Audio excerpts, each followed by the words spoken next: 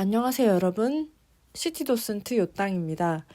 오늘 여러분께 소개해드릴 곳은 용산구 원효로 사가에 위치한 산호아파트입니다. 제 채널에서는요, 오래된 서울 아파트 유산 외에도 현재 재건축 사업이 진행 중인 대장주 아파트들을 중심으로 여러분들께 그 생생한 모습과 재건축 사업성을 분석해드릴 예정이니까요, 앞으로도 많은 구독 부탁드립니다.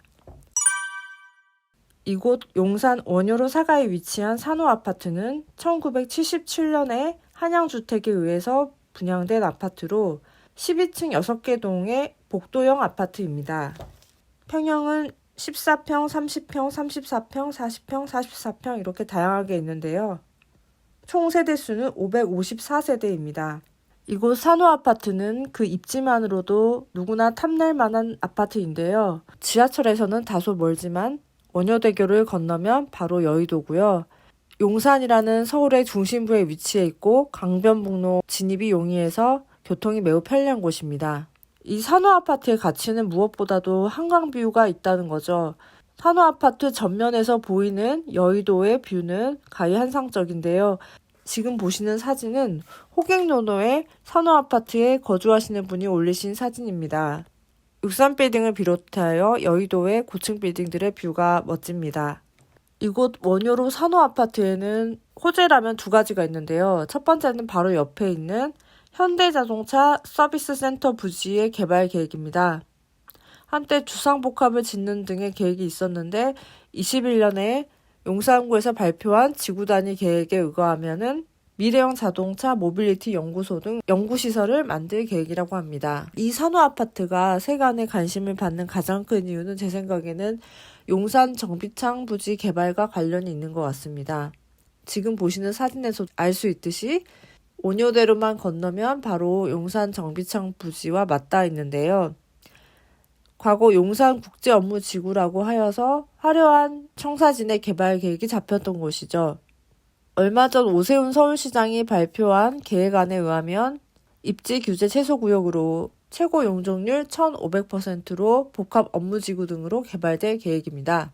이 산호아파트는 걸어서 이 업무지구를 갈 수 있는 배후 주거단지가 되는 거죠. 지금은 낡은 모습인데요. 제가 아파트를 직접 방문해서 둘러보았습니다. 재건축 초과 분담금에 대한 플랜카드가 보이네요. 길을 건너서 아파트 입구로 들어가 봤습니다.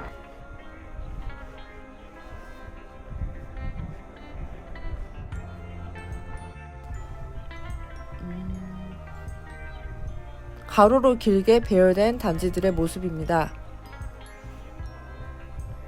가나다라고 하지 않고 A, B, C, D, E, F 이렇게 동 이름을 붙였고요. 한때 이 산호아파트가 재건축이 어려웠던 이유에 대해서 이 아파트에 사셨던 분의 이야기를 들어보니까 대형평형, 즉 40평형, 44평형대의 대형평형이 이 산호아파트 경우는 한강뷰가 아니라 안쪽인 DEF동이었다고 합니다. 그리고 오히려 30평, 34평형 등 소형평형이 ABC 한강뷰 전면에 위치해 있다고 합니다. 그래서 이 한강뷰를 둘러싸고 재건축 사업에 다툼이 조금 있었다고 하는데요. 어떻게 조율해 갈지가 궁금해집니다. 한강과 접해 있는 산호 아파트여서 바로 한강 쪽으로 나갈 수 있다고 해서 A와 B동 사이에 있는 쪽문을 통해 가지고 나가보았습니다. 왼편이 A동에 해당되고 오른편에 보이시는 거는 강변북로에서 들리는 소음을 방지하기 위한 방음벽 같습니다. 강변북로를 지상에서 건너가기 위한 육교로 올라가 봤습니다.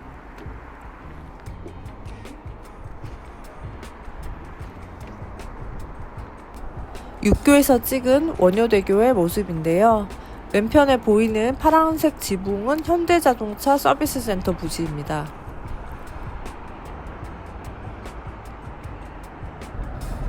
육교를 내려가서 한강으로 내려왔는데 이곳에 특이한 풍경이 있었는데요. 이 지하도 같은 곳은 영화 괴물을 찍었던 곳이라고 알려진 곳인데 만초천교의 모습입니다. 그러니까 이 만초천은 안산 무학재 쪽에서부터 청파로를 지나서 이곳 용산까지 이어지는 지금은 복개된 과거의 하천인데 이 만초천교가 있는 곳이 만초천의 물과 한강이 합류되는 곳입니다. 원효대교의 모습이고요. 77년에 지어졌기 때문에 이 산호아파트도 재건축에 대한 움직임이 계속 있었고 그런 기대감에서 시세는 꾸준히 상승하였습니다.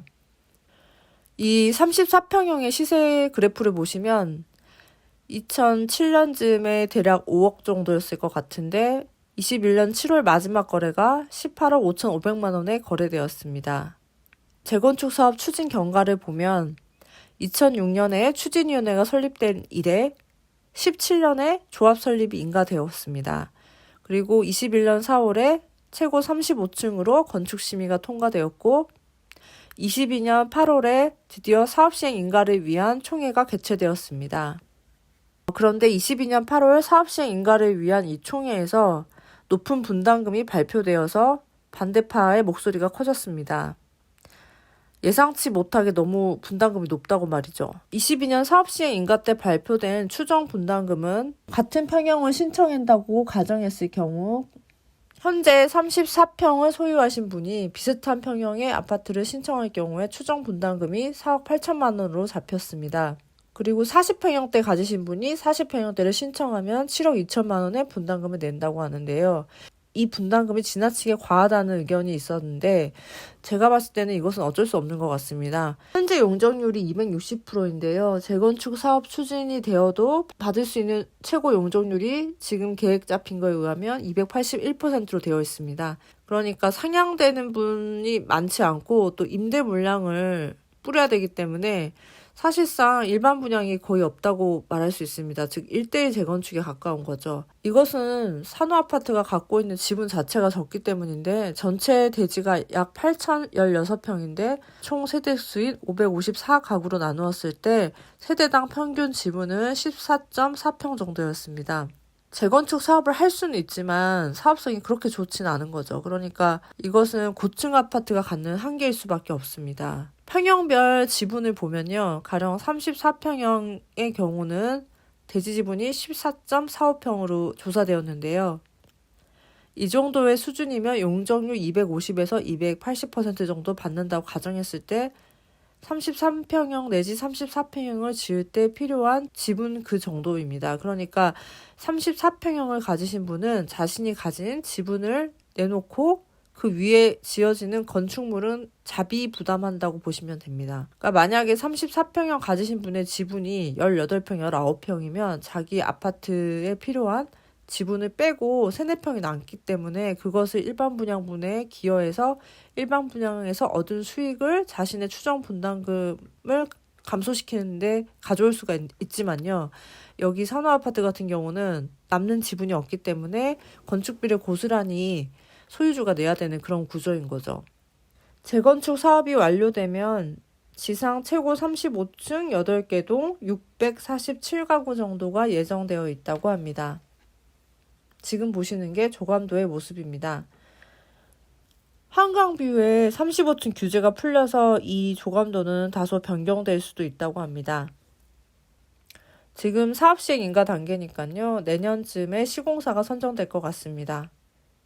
산호아파트 같은 고층 아파트 재건축 같은 경우는 이렇게 높은 분담금을 피할 수 없는 게 현실입니다. 그래서 강남의 대치동이라든지 개포동처럼 굉장히 고가 아파트가 있는 곳은 주민들이 자비로 분담금을 내더라도 충분히 사업을 하려는 의지가 있을 수 있는데 다른 고층 아파트 같은 경우는 추가 분담금에 대해서 과도하다고 느끼시는 분들이 있을 수 있고 그래서 재건축 사업이 쉽지만은 않은 게 현실입니다.